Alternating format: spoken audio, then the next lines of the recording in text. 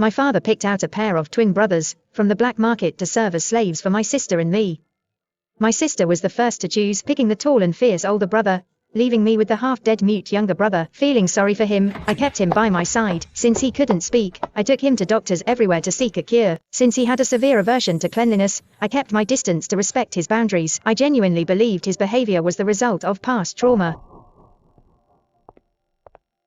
He must have been hurt. Until one day, my father's enemies kidnapped my sister and me. Without a shred of hesitation, he abandoned me and chose to shield my sister from a bullet with his own body. You can finally see me. But to me, he said, In the next life, please don't choose me. He's not mute. He has no OCD. When I opened my eyes again, I had returned to the day we were choosing our slaves. This time, I would grant him his wish. My sister Aurora Snow's voice echoed in my ears. I'll choose Kilvin Star. You're weak. Ethan Steelvin can protect you. This time, I'll do as he wishes.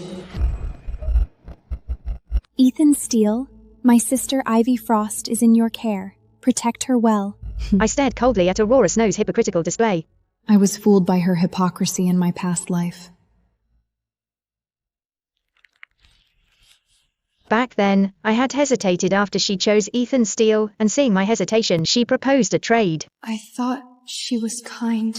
It wasn't until our father's enemies kidnapped us that the truth came to light. Let Killian Starr save you first. Her slave, Killian Starr, was incredibly skilled. She was more than capable of saving herself.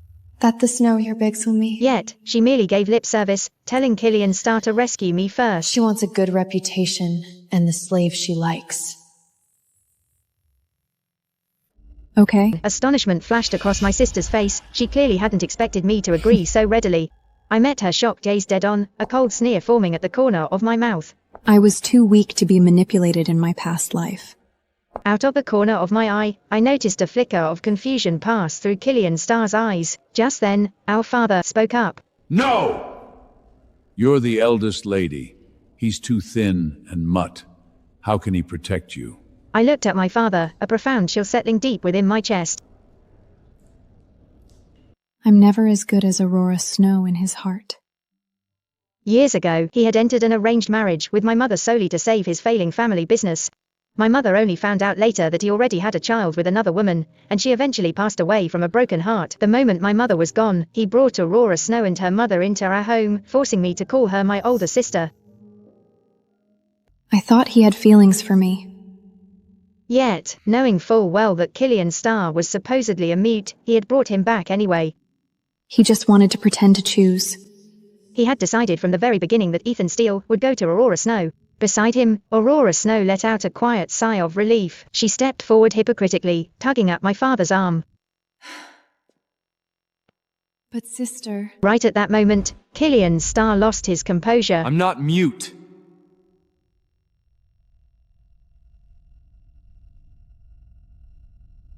With those words, he executed a flawless combination of punches right then and there, each strike powerful and precise. I look thin, but I'm strong. I can protect the eldest lady. He never spoke to me for 5 years, but now he speaks for her. I'm good at fighting too. Let me stay with the eldest lady. My father began to waver.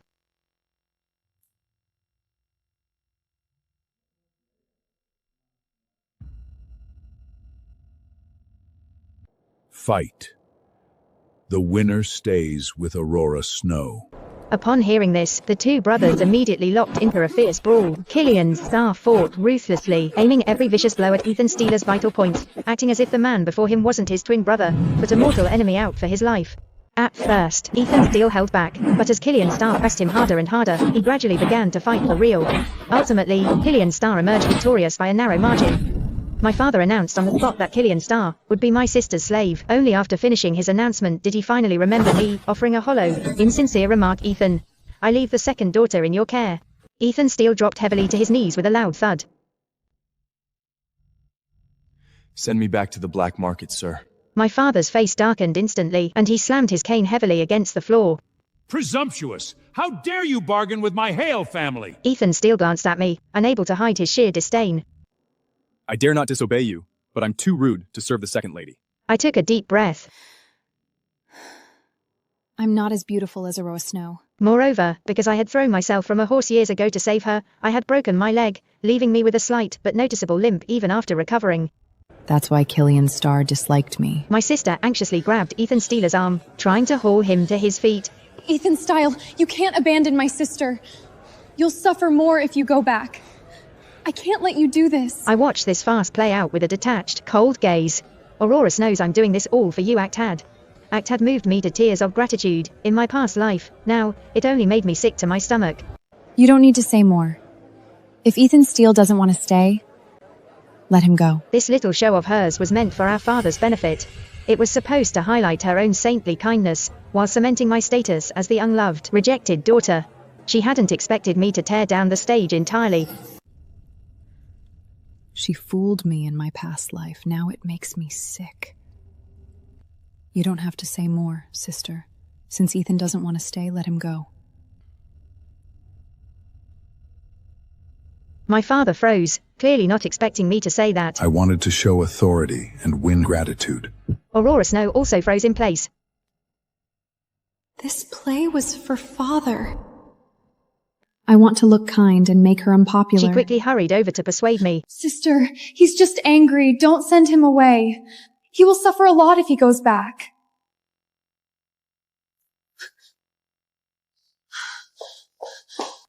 If you care so much, take both brother yourself. Aurora Snow's face instantly flushed a deep crimson. What are you talking about? She's thrilled inside. I love being praised for my taste. My father stepped forward. Ivy, do you really mean that? I sneered. Yes. I don't want either of them. The expressions on both brothers' faces stiffened. How dare she say that? I feel familiar, and I have a guess. My father put on a show of paternal worry. What about your safety? Let me join the company. The security team will protect me. With things having escalated to this point, my father had no choice but to nod in agreement. I loved Killian blindly last life, knowing nothing about business. I ended up helpless and alone. This life, I control my fate. I have only one goal. You start at the marketing department, from the bottom. He likely assumed I was just acting on a passing whim. She'll quit soon. Instead, I threw myself into the work with absolute devotion. By day, I learned the business ropes from my seniors. By night, I buried my head in professional textbooks at home, channeling every ounce of my energy into my career. Before long, I began to deliver impressive results. The colleagues who had initially looked down on me gradually began to view me with newfound respect. In no time at all, my reputation skyrocketed within the company. My achievements even eclipsed those of Aurora Snow, whom my father had always groomed as the sole heir. I'm not weak anymore. Naturally, Aurora Snow couldn't swallow this bitter pill. She began to covertly sabotage me at every turn within the office, either intentionally altering client files under my responsibility, or completely distorting my proposals during board meetings. But this time, I was no longer the soft, easily manipulated target I once was. For every document she altered, I kept a secure backup as evidence beforehand. Every time she misrepresented my proposals, I stood up on the spot and countered her with hard data, presenting arguments so clear and airtight that she was left utterly speechless. One evening upon returning home, she blocked my path. You're shining at work. Father praises you. Aurora Snow wore her usual sickly sweet smile, but her eyes betrayed her calculating thoughts. Marketing is hard. Let me move you to an easy department. I walked right past her, my voice deadpan. No need. Aurora Snow quickly caught up, her tone sickeningly affectionate. I'm not discouraging you. Your success is just luck. If you fail, Hale family will lose face. With your flaw, no man will ever love you. As she spoke, her eyes flicked toward the two brothers standing not far away. I let out a sharp scoff. You're just afraid I steal your spotlight. Aurora Snow's smile instantly froze on her face, like a child whose secret misdeeds had suddenly been exposed. You're talking nonsense! I'm kind to remind you! With that, her eyes welled up with tears. My laughter only grew colder. Kind? Don't you know how I got this flaw?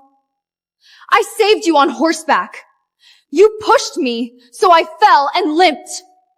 Aurora Snow's tears immediately spilled over, splashing onto the floor. I didn't think you'd think that of me. Seeing her tears, the two brothers were instantly filled with heartache. They stepped forward, shielding Aurora Snow behind them. Second miss, you're too much! Apologize! Staring at his vile expression, the last remnants of my patience evaporated. I swung my hand and slapped him hard across the face. Killian Starr's head snapped to the side, a bright red mark rapidly surfacing on his pale skin. He slowly turned his head back. You... I cut him off with icy finality. A slave dares to order his master? Without another word, I turned and walked away, leaving the three of them standing frozen in shock. I thought I could avoid all risks. Yet, I still ended up being kidnapped by our father's enemies. When the cold metal pressed against the back of my neck, I didn't struggle. My fingers quietly slipped into my pocket, holding down the emergency speed dial key on my phone. I closed my eyes as the terror of my past kidnapping came rushing back, but this time, my heart remained exceptionally calm. The leader of the kidnappers toyed with a dagger, his tone dripping with mockery. Well, well, well, look who we have here. Second miss. Will your father save you or the bastard first? I remained silent, keeping my ears strained to catch any noise outside the warehouse. Sure enough, before long, the heavy iron doors were violently kicked open, and two figures charged inside, one right after the other. It was Ethan Steele and Killian Starr. Their eyes locked onto Aurora Snow, who was trembling in the corner from the very first second. Killian Starr's voice carried an urgency I had never heard before as he rushed to her side. Don't be afraid. We're here. Ethan Steele followed closely behind. The two brothers stood back to back, shielding Aurora Snow between them, to form an impenetrable barrier. Throughout the entire process, neither of them cast so much as a single glance in my direction. The kidnapper leader let out a mocking laugh. The Hale family doesn't care about the second miss. He suddenly pressed the dagger firmly against my throat. Move one step, and she dies. I saw Killian Starr's movements pause for a fraction of a second, but he merely turned his head back to whisper to Aurora Snow. Don't open your eyes. In the next second, he wrenched a metal pipe from a nearby thug and began hacking a bloody path forward, his target remaining entirely fixed on the exit closest to Aurora Snow. Ethan Steele didn't even look back. He kicked open the iron doors with a heavy boot and bark. Go. Escorted safely in the center of their protection, Aurora Snow lifted her eyelids to look at me as they passed by. There wasn't an ounce of guilt in her eyes, instead, they gleamed with a deeply hidden, smug satisfaction. As the cold bite of the dagger grew heavier against my skin, I closed my eyes, a profound serenity settling over my soul. Their choice never changes, not even in rebirth. Just then, the shrill wail of police sirens suddenly echoed outside the warehouse. The kidnappers panicked, throwing me to the ground before scrambling toward a hidden escape tunnel at the back. As Killian Starr and his brother ushered Aurora Snow out, he seemed to hesitate briefly near the entrance of the hidden tunnel, casting a single backward glance into the warehouse. The sound of their footsteps gradually faded into the distance, leaving the warehouse entirely empty, save for me. Hale family, Killian, Aurora, it's time to end. Taking advantage of the chaos as the police began securing the scene, parked deep within the alley was an inconspicuous, battered sedan. The window rolled down, revealing the heavily wrinkled face of Uncle Arthur. He's Mother's most trusted driver. Uncle Arthur's voice trembled with choked emotion. Miss, everything is ready.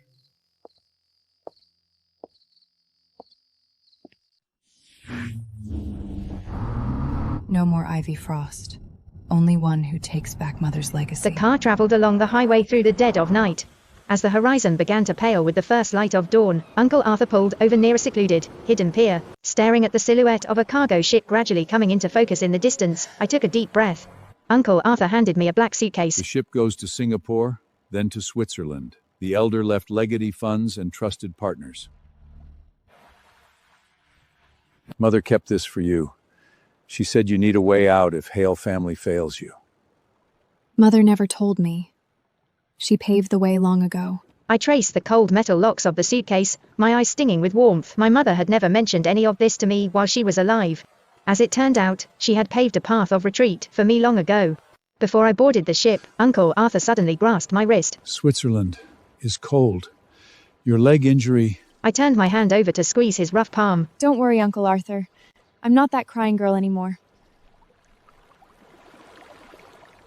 As the sheep's horn pierced through the morning mist, I cast one last look at Uncle Arthur's hunched figure standing on the pier, then turned and stepped onto the gangway. The moment the cargo ship entered international waters, my phone signal vanished completely. Standing on the deck and watching the receding coastline shrink into nothingness. Like watching burned ashes.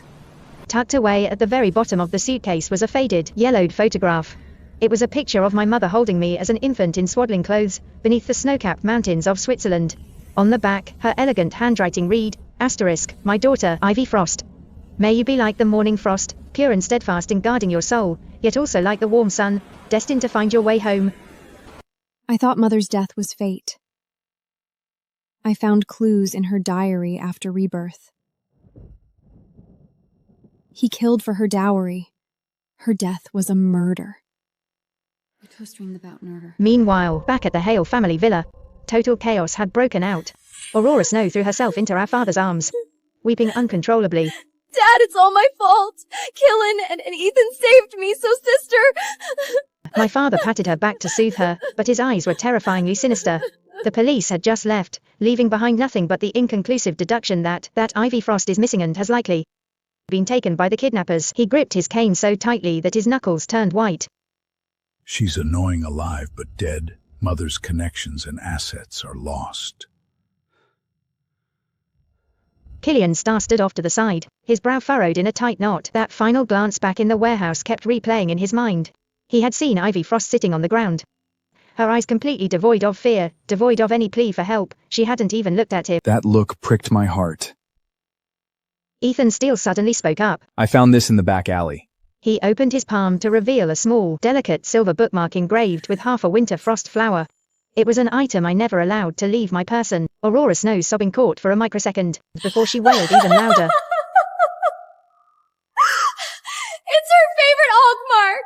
She must be in trouble. Only Killian Starr stared at the bookmark, his eyes darkening heavily. She always carried it. It's Mother's memory. Why leave it if kidnapped? His heart churned with a complex tangle of emotions. By the time the cargo ship docked at the port of Singapore, the contact Uncle Cross had arranged was already waiting at the pier, a young Chinese Singaporean. Miss Ivy, Uncle Arthur told me everything. I'll accompany you. Mr. Cross manages your mother's assets in Zurich. I replied flatly. Thank you for your trouble. On the flight to Zurich, I leaned against the window with my eyes closed, resting. My phone vibrated with an incoming message from Mr. Cross, which included a detailed document attached. It was a comprehensive ledger of the assets my mother had left behind, spanning luxury hotels, art galleries, and substantial shares in several tech firms. It was far more massive than I had ever imagined. Mother never relied on the Hale family. She built a fortress for us. Father killed her not just for dowry but for hidden wealth. The moment the plane touched down at Zurich Airport, Mr. Cross came to receive me personally. Upon meeting, he immediately handed me a legal document. Miss, this is the equity transfer your mother entrusted. Okay. She ordered all assets to you when you turn adult. I flipped open the document. My mother's signature was bold and powerful, and the date at the bottom was exactly 1 week before her death. My heart wrenched painfully. She knew her end long ago. Victor Hale tried to contact me many times. I blocked him. He sent men to Switzerland. We were prepared. I closed the file, my fingertips trembling slightly. Uncle Julian, what do you know about my mother's death? Mr. Cross fell silent for a long moment before pulling a photocopied autopsy report from his briefcase. I had a re-examination after the funeral. The report shows her medicine was laced with excessive sedatives. Long-term use causes organ failure. It looked like natural death. I thought she died of sorrow. It was a murder. Father's gentle face turns hideous. Uncle Julian, I take over all assets today. Find 2 men, Killian Starr and Ethan Steele. All details. Understood. I gazed out the window at the endless, pristine white snow of the Alps. This life, I make them pay, little by little. Inside the Hale family villa, Killian Starr stood just outside the study door, listening to our father's furious roaring echoing from within. Useless! You can't even keep a person! If Ivy is dead, what about her mother's assets? Dad, don't be angry. We tried our best. She might just run away. She'll come back. Come back? If she dares, I'll silence her forever. Killian Starr clenched his fist so hard that his fingernails dug deep into his palms. He recalled the chillingly serene-looking Ivy Frost's eyes back in the warehouse, and the bookmark left behind in the alleyway. The knot of unease in his chest tightened violently. Just then, Ethan Steele walked over from the courtyard. I found something. The two walked over to a secluded corner of the garden where Ethan Steele handed him a file. Our parents were killed by Victor Hale's enemies. He adopted us to be his dead soldiers. Killian Starr's pupils contracted sharply. What did you say? He knew our identity. He bound us to the sisters, to make us fight and die for the Hale family. The kidnapping was not an accident. He leaked the news to test our loyalty.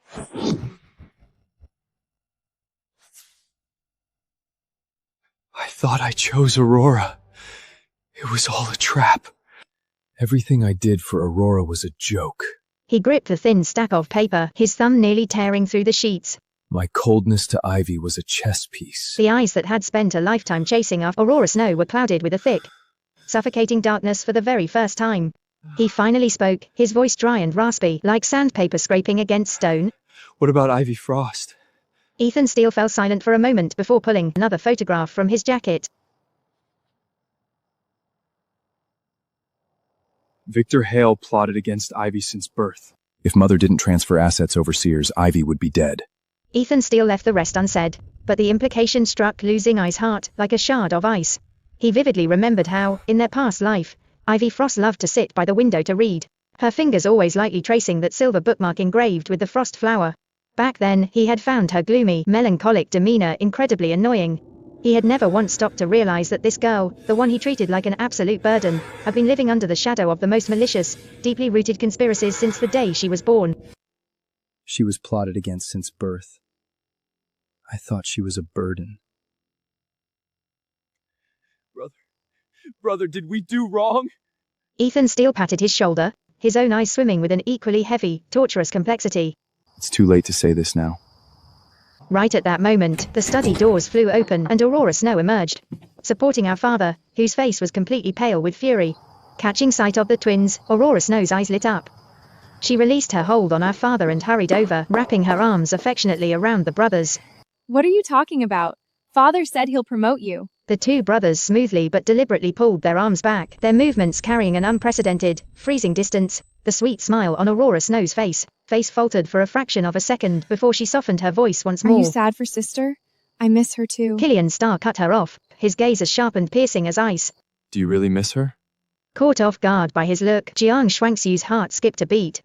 Kilvin, how can you ask that? She's my sister. In the warehouse, you saw the knife at her throat. You didn't call for help at all. You looked back at her. I saw your pride. Aurora Snow's face instantly drained of all color. Her eyes darting instinctively toward our father, my father stepped forward, slamming his cane hard against the ground. Presumptuous! Killian, how dare you question the eldest lady? Killian Starr ignored him completely, keeping his eyes locked onto Aurora Snow. I didn't! How could you think that? Killian Starr pressed on relentlessly, ignoring her tears entirely. She fell off the horse to save you. You said it was an accident. But I found you pushed her. You feared she would outshine you. Her lips quivering as she found herself entirely stripped of words. Seeing this, my father roared in fury. Killian!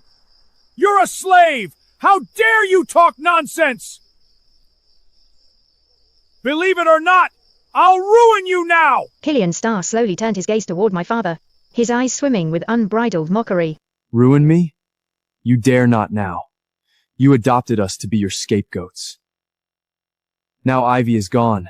You want us to seize her mother's assets. Having his deepest greed exposed so bluntly, my father's face twisted in rage. He raised his heavy cane high, poised to strike Killian Starr down. Ethan Steele stepped forward, firmly catching the cane midair. Sir, now is not the time for anger. We have more important things to do. My father glared venomously at Ethan Steele, but knowing his words held truth, he forcefully yanked his cane back. You'd better behave, or you'll suffer. With that, he turned and stormed away. Aurora Snow scrambled to keep up, casting one last venomous, hateful glare at Killian Starr before vanishing inside. Left alone in the quiet garden. Brother, we were wrong. So wrong. Ethan Steele let out a long, heavy sigh, resting a hand on his brother's trembling shoulder. It's useless now. We must find Ivy to make amends. But where? She hates us. She'll never want to see us. We have to try. I've sent Peep to search. We'll have news soon. Meanwhile, across the globe in Switzerland, I was systematically and flawlessly taking control of my mother's estate. Mr. Doc Cross guided me through the operational structures of each firm, introducing me to our most vital global partners. My days were packed to the brim with work. One afternoon, while reviewing a collection of paintings in our art gallery, Mr. Doc Cross stepped inside. Miss, I need to tell you something important. I set the paperwork down and looked up. What is it? Mr. Doc Cross spoke quietly. Killian Starr and Ethan Steele are looking for you. They're in Switzerland. I paused briefly before letting out a cold, sharp laugh. What do they want from me? I don't know. They're moving fast. They'll find you soon. Miss, should you hide for now? No. I have nothing to fear. If they come, they'll learn I'm not the weak girl anymore. Mr. Doc Cross offered a worried reminder. But they're skilled fighters. It could be dangerous. A smooth, confident smile graced my lips. Don't worry, Uncle Julia. I'm not helpless anymore. I've learned self-defense. We have our men here. They can't hurt me. Seeing my absolute resolve, Mr. Doc Cross refrained from pushing further. All right. I'll strengthen security. A mere few days later, Killian Starr and Ethan Steele successfully traced my steps to the art gallery. Ivy Frost? Killian Starr's voice sounded far more raspy and broken than I remembered. I turned around slowly to find the twin brothers standing one after the other. We've been looking for you for so long. My tone remained entirely flat. Oh. Killian Starr's face drained of color. He instinctively took a step toward me, but was instantly blocked by a wall of security guards. The guards stationed inside the gallery were elite veterans handpicked by Uncle Cross. They moved seamlessly, forming a protective crescent around me. I know I was wrong. I was blind. Aurora fooled me. Past life? You know more about it than I do. Unfortunately, I have a bad memory. I only remember you pretended to be mute and clean for 5 years. You ignored me. Then you risked your life for another woman. Killian Starr's lips trembled violently, the crimson veins in his eyes spreading like a fractured spiderweb. I didn't know. She was pretending that we were raised as killers. I took 2 steps forward, staring directly into his eyes. The very eyes that had once held absolutely nothing but Aurora Snow's reflection were now filled with a desperate, suffocating remorse that meant absolutely nothing to me. So what? Would you stand by me instead of her? Killian Starr's throat bobbed heavily, but he could not summon a single word. Standing behind him, Ethan Steele finally spoke up. Miss, we owe you much. We come not only to say sorry. This has proof Victor Hale murdered your mother, and records of him stealing her assets.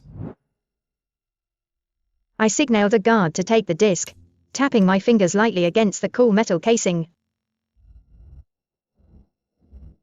Perfect timing.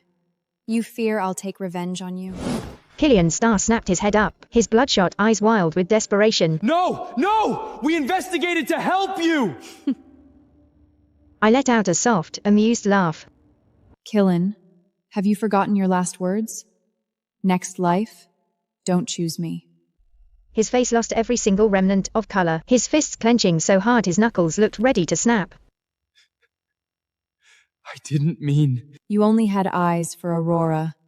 I was a burden. My icy gaze sweeping across both of them. You think I'll soften like my past life? I tossed the U-disc at my assistant standing behind me. I'd get these proofs sooner or later. You just came to save yourselves. Killian Starr's shoulders slumped completely. I should have known you'd never be controlled. Never be controlled. All sorrows have gone with the past. I turned on my heel, walking toward the inner sanctuary of the gallery. Security, please show them out. Killian Starr suddenly broke away from the guard's grip, stumbling forward frantically, completely ignoring his palms scraping against the floorboards. Ivy, give me one chance to atone! His frantic pleading was cut short by the click of a firearm. Uncle Julian had stepped out from the shadows, his handgun aimed squarely at the space between Killian Starr's eyes. Mr. Starr, this is not Hale Villa. One more step, bullets don't discriminate. Killian Starr froze instantly, the last embers of hope dying out in his eyes. We're leaving. Miss, the records are complete enough to jail Victor Hale. I trailed a finger slowly along the textured cracks of a painting frame. Hold it first. I want Aurora to watch everything shatter. A short 2 weeks later, news of the Hale Group's catastrophic stock market collapse reached Switzerland. Utilizing the offshore shell corporations my mother had established, I anonymously leaked a portion of my father's extensive embezzlement records to the public. The foul scandals he had spent a lifetime suppressing burst forth like a raging flood. Banks immediately froze his credit lines, corporate partners terminated their contracts, and frantic reporters surrounded the Hale Villa day and night. Mr. Doc Cross handed me the latest intelligence report. Victor Hale blames Aurora for everything. Says she colluded to empty the company. Killian and Ethan left Hale family. They're hunted. I flipped through the pages, my fingers coming to a sudden halt on a specific leaf. It was the legal deed for a cutting-edge biotechnology firm registered under my mother's name. In our past life, my father had exhausted every single resource trying to seize this firm, yet he had failed to uncover the encryption keys to its core patents. I closed the file firmly. Time for him to lose all. 3 days later, the Hale Group officially declared total bankruptcy, while my father was being led away in handcuffs by federal investigators right in the middle of an emergency shareholders meeting. Aurora Snow was intercepted at the international airport, attempting to flee the country with a suitcase packed with stolen corporate funds. The man blocking her path was none other than Killian Starr. You let me down! Killian Starr merely threw a DNA report directly at her face. You're not his daughter. You're an enemy spy. We're all pawns. You're just greedier. Aurora Snow was never my father's biological illegitimate daughter. She was a plant, a pawn placed within the Jiang family by his fiercest rival from the very beginning. Ultimately, Aurora Snow was extradited under severe charges of grand commercial fraud. As for the twins, after turning over every single piece of evidence to Interpol, they vanished from the face of the earth completely. I stood along the serene shores of Lake Zurich, my fingers lightly turning the silver frost flower bookmark I had finally reclaimed. Victor Hale screamed your mother's name in prison. He said he was sorry. Miss, it's all over. The silver bookmark safely into my inner breast pocket, resting right beside the old photograph of my mother. Yes, it's over. The debts of our past life had been settled in full in this one. The grand illusions of love, hate, obsession, and regret had ultimately been swept away by the unstoppable currents of time. I gazed out at the brilliant crimson sun sinking slowly beneath the horizon, knowing with absolute certainty that the true life of Ivy Frost was only just beginning.